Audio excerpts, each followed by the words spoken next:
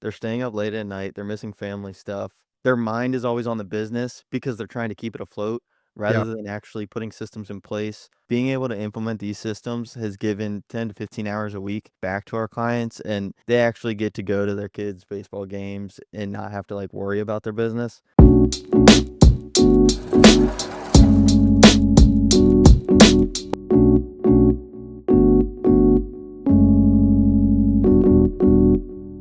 All right, welcome back to the Built for Profit podcast. I am so thrilled today to talk to Rob with Stack Systems today. We chatted just a little bit before the call here, and just honestly, I'm fired up. I love what he's building as a business. I very much relate to that. I feel like we're trying to make Flywheel a company of systems and processes. So super excited to dive in with Rob today. He's calling in from Maryland. So Rob, welcome to the show, man. I'm super excited to have you, and I'd love for you to just kind of give a background to who Rob is and how you got to where you're at today. Sweet, sounds good. Yeah, I'm really excited to be here. So, for the past, I don't know, 5 to 6 years, I've been in the whole corporate IT world.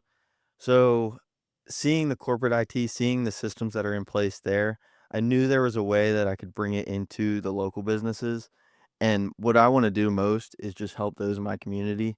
So, if I can help local businesses build systems within their business, that way they can scale and grow and then support their families and any families underneath of them for their Yeah. employees.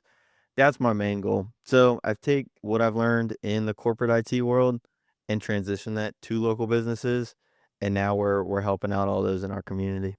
Yeah, I love that, man. And it's a massive need obviously out there because I feel like majority small businesses, especially early on, are just gunslinging, Mhm. chaotic, Yep. go to the squeaky wheel type thing. And so, Yep. yeah, man, absolutely love what you're doing. So tell me a little bit about the corporate side. I mean, obviously in that IT world, were there certain like niches that you focused in on that, or was it just broad IT? Or give us a little background on the corporate side before we dive into small business. So a lot of the corporate side, there were businesses from like 20 to 50 employees up to 300, 400 employees. So Okay. you Yeah. start to see where the money funnels within IT and how you can get vendor locked and different things like that. So you can get vendor locked and be stuck with a vendor for 6 months to a year. And well, 6 months in, you don't like working with them. Yeah. Well, you're kind of stuck or you got to pay out of it.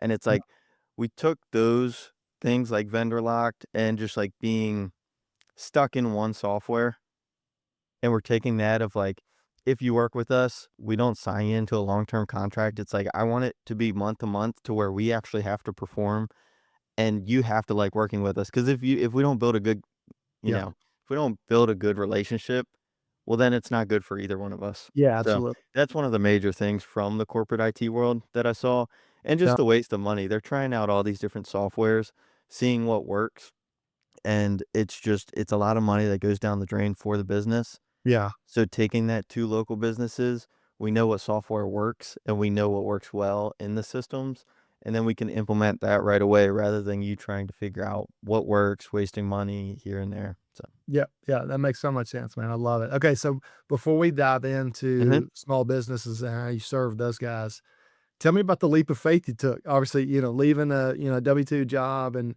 wanting to start the business. What did that look like? I mean, did you just like knew you needed to leave corporate America to start this thing, or just kind of tell us a little bit about that journey? So it was over, I'd say the past 2 to 3 years where it's like, okay, I actually want to help local businesses. I see how it works in the corporate world. How do I actually support and like build a community around me? Yeah, So it's more of like a longer transition to where it wasn't I didn't just jump ship and, yeah, hopefully this all works out. yeah, It's okay, how do I transition in a way that I can still, pay the bills, I could still do the things I like doing, but really focus on funneling the money from the corporate world where I got my W-2 to the yep, actual side business. yep. Um but we, longer transition, but then I was, allowing us to try out different softwares, build the systems, that way we're ready to where when we make that jump, it makes sense. Yeah, I love it, man. Okay, so let's dive into Okay. who you serve, like maybe the niches that you kind of go into for from a standpoint of like serving those business owners, and then really kind of walk us through your process, if you wouldn't mind. Just kind of who do you serve, and then how you walk them through, starting with you from day one, and what that looks like, maybe 90 days to a year in of working with you. Okay. So we work with blue collar business owners who have anywhere between 2 to 10 employees Okay. that are making just above 100K a year. And they're like, okay, I'm making good money. This is good. How do I Yep. actually scale? And then in that respect, you need systems to scale. Any Yep. business really needs systems in place if they actually want to scale. And they need the data that is within their business. They need to know how much revenue is coming in, how much profit, where the bottlenecks are now. That way they can hire out or just spend more time working on the business rather than in the business. Yeah. So mostly blue collar workers because I've noticed a lot of them. They which it's not bad, it's just how it happens, where they're really good at the trade, and then they think, "Okay, I'm gonna start a business on it," when doing the trade and running a business are 2 completely different skill sets, but they build that relationship with their customers, their clients, and then now we can incorporate systems so that way they can scale, because you want one of 2 things. You're either gonna build a system that you're gonna be able to scale to where you can buy back your time and then you can spend more time with your family or working on your business. And Yep. then down the road, when you retire, do you want to sell the business? If you want to sell the business, it has to be a system. It can't just be a list of people in your phone that you reach out to when they need a job. So, Such a good point, Rob. I love it. In fact, you and I, before we started recording, we're talking about Alex Ramosi, and I think a mhm. lot of times he talks about key man risk, right? Yes. And so when you're in a blue collar industry, really any industry, and you have somebody where all the systems and processes of the entire business is up here Yep. and nowhere out Yep. over, that is, I like when that person retires, that business literally tanks. And so Uh-huh. I love that you're setting people up for success, not just now, but in the future to sell something. Because I've always heard it said time and time again, a business that's sellable is a better business to run, right? Mhm. Because you have the systems and processes in place, because it's not operating just off of you showing up for work or not that day. Yep. And And so one of my go for main it. things that I just like I absolutely love is these are the business owners that they're staying up late at night, they're missing family stuff, their mind is always on the business because they're trying to keep it afloat Yeah, rather than actually putting systems in place to where the business can run essentially without them, but they're obviously gonna wanna work on the business. yeah, Being able to implement these systems has given 10 to 15 hours a week back to our clients, and they actually get to go to their kids' baseball games and not have to, like, worry about their business. So yeah, that's primary like, yes, it's gonna grow your business and revenue, and that's great, but, like, if I can give you time back to where you can spend time with your family while your yeah. business is growing, that's what I'm here for, so I love it, man. I love the passion behind that because, yeah, honestly, so just to kind of give you context, we're mhm, very similar to you from a standpoint of just obviously we're pursuing just helping people become more profitable, but we focused on blue collar service based okay, industries.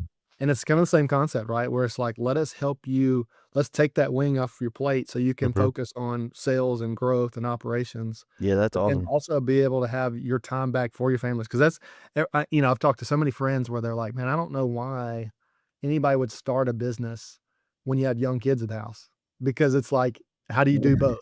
Like, Yep, how can you be present with the young kids while also dedicating so much of your time to establishing and building a business? But there mhm, is a way to do both when you partner with the right people and you have the right systems, right? So, like, exactly. I just love that. I just think culture and maybe what we've seen in America is you can't do both because you're either gonna steal time from one of those things. Mhm, But in reality, with the right people and systems, you definitely can. So, yep. love what you're doing, Rob. That's awesome. Okay, so walk us through, like, when someone first comes on board with you, is there a particular part of their business that you tackle first? Or, like, do you do, like, a questionnaire of, like, what are they struggling in most? Or how does that work when you start figuring out, like, how do we even immediately start implementing things in your business? So as soon as we sign you up, enroll you, we have a battle plan call. So we go through and we kind of look at your general business. How's your website doing? Do you have any systems in place already? Do you have a CRM or a customer relationship management portal to where you're actually tracking the leads that are coming in? And then from there, the first thing that we tackle is your digital presence. Oh, So your cool. Okay. website, okay, is it built so that it converts leads or visitors into leads and paying customers, or does it just look pretty? Because Yeah, yeah, yeah. two completely different things. Yep. Um, Once we get the website locked in, then we start to build the systems on the back end to where we wanna funnel people down from the website or the local business profile, down into calling you. And Yeah. then we have a cool system that's set up, which I really like, is as soon as they call you on your website, it forwards the call to whether it be the owner or the help desk in your business, and it Yeah. says, "Hey, you have a new lead from so and so. Would you like to take the call?" If not, it automatically sends them a voicemail that says, "Hey, we couldn't, get back to you. We're on the job site right now, but we're gonna get back to you within a day." So there's these little systems inside the bigger system that Yeah. I love talking about, but for the most part, we start with the website first. We make sure that that's good. And then we start building out the pipeline of, okay, what is your customer, what does your client journey look like? You schedule the estimate, or they reach out, you schedule the estimate, then you send the quote signed, approved, you start the job, you complete the job, you send the invoice. And it's like, you want to be able to map out that whole entire process. That way you can look on a dashboard and say, okay, here's where most of my clients are right now. Here's where most of the projects are. What stage are they in the whole process? That Yeah. way you kinda understand what's going on in your business each and every week, and you don't have to guess, you don't have to look at your phone, hopefully that you put the right notes in on your phone. You Yeah. actually have a dashboard that you can tell how your business is doing. Yeah. Okay, Rob, I love it so much because like being able to map out your entire Mhm. process to figure out what can be automated, what can be driven by AI, or what systems or softwares are out there. So I'm curious, like when you're building these things out, tell me, are y'all custom building a lot of stuff from scratch? Or y'all leveraging existing softwares out there, a combination of both, or what does that look like? It's a combination of both. So we use like a CRM, and then Yeah. we build our automations and systems on top of that. So Okay. we have a base, I guess, blue collar like package Yeah. to where we've built out the whole system from beginning to end, all the automations, exactly what you need as far as like your manual part that you're gonna have to do as the business owner. Yep. And then we tailor that to you because sometimes an HVAC company might have a little bit different process than an electrician, so we start to tailor it towards it. But the main thing that I focus on is so many people, they're scared of automation because they think that's gonna take out the people from it, Yeah. when really it just helps out that process better because there's 3 different there's 3 different aspects of it. There's, okay, you need leads, you need people that are actually gonna that you're gonna talk to, you need the clients. You need automations that are gonna make your job a little bit easier of, like, reminding the clients that you have a upcoming estimate, so that Yep. way you don't you get rid of the no-shows, and then you have the manual part. You never get rid of that manual part because you wanna build that connection with the client. Yeah. So, we have a base template that we install into these companies', systems, and then we kinda tailor it to them. Yeah, man, that is so good, Rob. Because I think, in fact, one of our team members and I were on a call the other day just talking about automations versus that personal touch, Mhm. and They honestly, gotta both be of those. together, yep. That's right, they gotta be together, but one thing we talked about is based on the communication of where it's coming from and all those things, personal touch always seems like the best option until that Mhm. person forgets to send the email. Ye Yep, yep, And then you're like, "Well, that was pointless because, like, the customer's still lost and they were in the dark about something when an automation coulda handled that all day, every mhm, day," right? And yep, so, I think there's a perfect blend of, like, what is the unique ability of when you need the personal touch and the manual side, like you were saying, versus what needs to come from an automation to say, like, "Hey, reminder about our meeting coming up so you don't get ghosted on a call," yep, a day from now exactly. kinda thing. So, I love Yep, that, man. and then That's so good. even something as simple as when somebody's looking for an electrician or looking for a HVAC company, they already have a project in mind that they're trying to complete, so they're gonna go to Google and see who the first one is, see if they got good Google reviews. They're gonna click on that. If that person doesn't answer or doesn't have an automated text that follows up with them right away, they're going to the next person. Exactly. So it's like you lost that lead. Yeah, that's so good, Rob. I think, like, there's communication and then there's speed of communication, right? And Yes. to the Oh, yeah. exact point, I mean, like, people are making decisions, so quickly when they're trying to explore, something Mhm. that they need something fixed. So, yeah, that's super good. Okay, so tell me real quick, obviously, in your journey of building this process out, what do you feel like right now is working well for your business? And then on the flip side, what do you feel like is the current bottleneck that you're focused on to try to, a wall that you're trying to break through, or a current bottleneck in your business? So for a long time, we were just trying to help everybody and anybody, and, Yeah, I figured out after trial and error that, we need to solve certain problems for certain specific people. yeah, So that's why we narrowed down to blue collar business owners, because now we know their pain points of they know the trade, but they may not know how to run the business. They wanna yeah, spend more time with their family, but they're trying to learn how to build a business. So yeah, it's like, well, now we have the bridge. We know how to, gap that or, yeah, build a bridge over that and, really helping them out.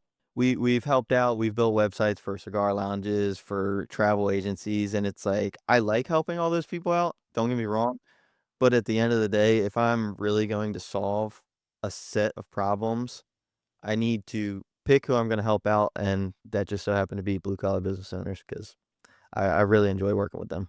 yeah, man. I love it. I think that's so smart. I think that's the story of every person starting their own business, including Mhm. me. Yeah. It's like Yep. anybody that's willing to pay me $1, I'm saying yes to. Mhm. And Yep. then you realize early on that you can't, it's hard to customize onboarding is super inefficient, all the things. And Exactly. so, yeah, man, I love what you're doing. That's great. Well, cool. So, okay, tell me real quick, as you're like looking forward into the future, like Yeah. what's your vision look like? Like, where does Rob and Stack Systems look like, 5 to 10 years from now, as you're whatever you're dreaming about? So 5 to 10 years, a lot of IT, a lot of, online businesses, they wanna keep it slim, 1 to 2 people, make as much money as they can. What I wanna do is be like the anti-IT firm. Yeah. So, Okay. I want you to actually have a relationship with us rather than us being your, like, IT black box that you don't know what's going on. Yeah. Like, I want actual relationships in the community. So, 5 to 10 years down the road, we're going to have an office, hopefully in Annapolis, have our team in there to where clients are coming in and out, just, like, enjoying time being there and being in the center hub of Maryland. And, eventually, it's gonna be really cool when we have all of our different clients, and then we have a big picnic or a big cookout of just, like, getting everybody together and actually building the community. Because Yeah. that's, yes, the IT is an avenue, but it's just an avenue to bring the community closer.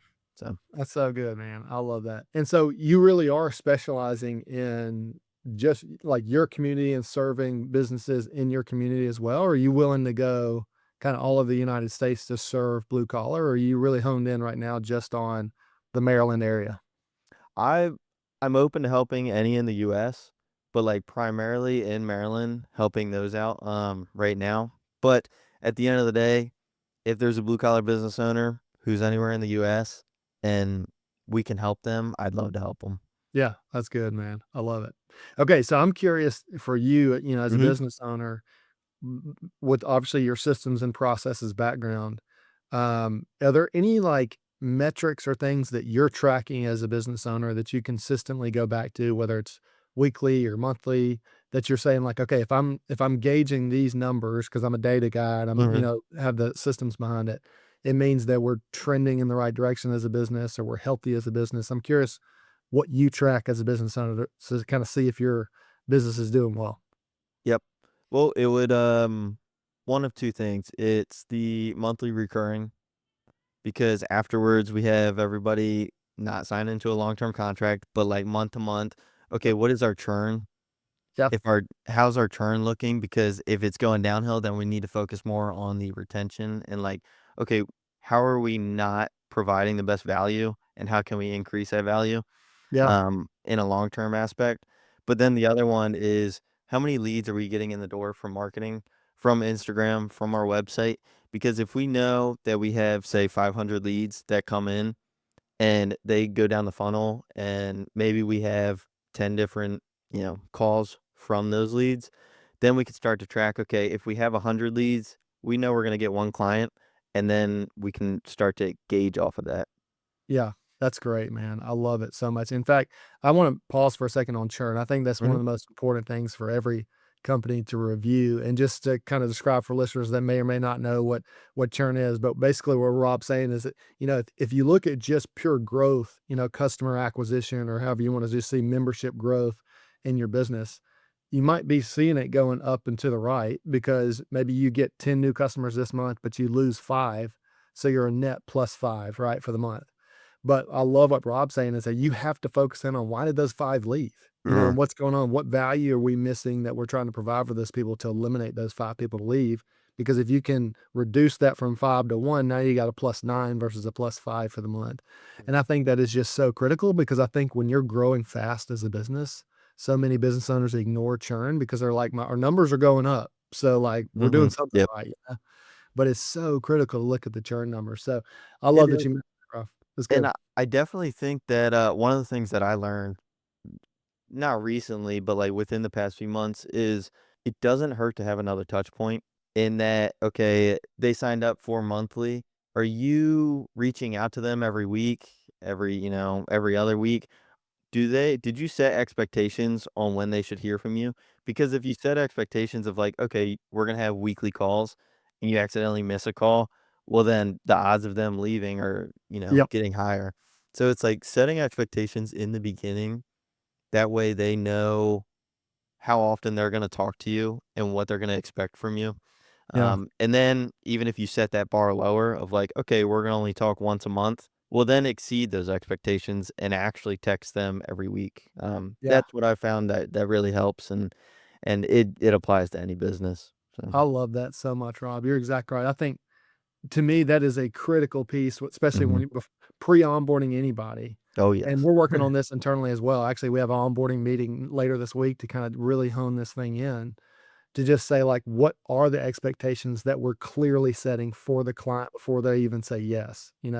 Yep. And so then they know exactly, like you said, here's the communication cadence. Here's like when you can expect to receive these certain deliverables, like all these different things. And I think it is just vastly important because communication's key. And like you said, in every business, I feel like Hmm. communication is what has to continue to rise to the top to allow you to perform at a high level. So I Yep. love that. Especially because a lot of people be like, oh, I think I can, get this to them within 3 days. Just say 7 days, and then if you can get it to them in 3 days, you're exceeding expectations, and you're building that relationship with them. So, Yeah, that's so good, man. Okay, so thinking back to your clients that you're bringing on board, are mhm. there any metrics that you try to track with them? Obviously, it's like conversions from the website maybe or things like that, but can you walk through kind of the things that continue from a metric standpoint that rise to the top that you're tracking with these clients? So primarily, we do not do the marketing aspect. So these are businesses that already have leads coming in, whether it Okay, be phone calls or through their website, and we really just dial in the back end system of it. cool. Okay. So we're not driving leads to them. Although we do partner with, like, marketing agencies Oh, that cool. can do that for them. So, primarily, it's, okay, did somebody come to your website? Where did they navigate from your website? Did they go down the funnel? Did they, you know, call you from your website? And then did they schedule an estimate and go from there? It's the numbers within that funnel that we Yeah, track. that's great, man. I love it so much. Okay, so I guess right now, obviously, still early on building your business. Mhm. If you could snap your fingers and be like, "This is exactly what I would do all day, every day as a business owner." I actually love asking Mhm. every business owner that question because it's like such a pipe dream for people that they never realized they Yep. could actually even get there. But going back to what you're saying, like if you partner with Rob and get the right systems in your business, and you partner with the right people to get the things implemented in your business, so the machine is running for you, Rob, what does that look like for you if you could snap your fingers and do exactly what you want to do every day? Well, look, first off, I love coffee. So I go to a coffee shop every morning, and the people that I get to talk to there and just conversations, I'd love to start there. So start the day, coffee shop, go to the gym, and then just talking to as many people as I can, seeing where I can help. That's what I love doing. I don't like being, I say we're in IT, but I hate being behind the computer all day. Like I want to be face to face with people and Yeah, actually like seeing, okay, what is working in your business, what's not working, and how can we help? yeah. So. That's prime and, I like golf, so if we can kinda Okay. pair those 2 together, that would be sweet. I love it, man. Getting outside and working with people, dude. I love it. No, Yep. that's great, Rob. That's cool. Well, cool. Is there anything that we haven't discussed today that you're just kind of like fired up about or that's kind of on your heart to talk about? Other than the fact that I mean, we pretty much already went over all of it, but I just I hate the whole, transactional businesses. Like, it's like, why don't we just actually help one another out and we build a community? Because if we can build a community, you're not gonna build a $1,000,000 business by yourself. Yeah. And it's like, if you can, good for you, but at the same time, like, we can build so much further and so much more if we go together, Yeah. if we bring multiple different skill sets together. So say we have the blue collar business owners, what if we create a community of, okay, I need a HVAC guy. Well, Stack Systems, has a few different HVAC guys in the area that now like and trust them because we've built this community of like-minded people Yeah. and we can kind of trust each other, we can build off each other and just help each other grow.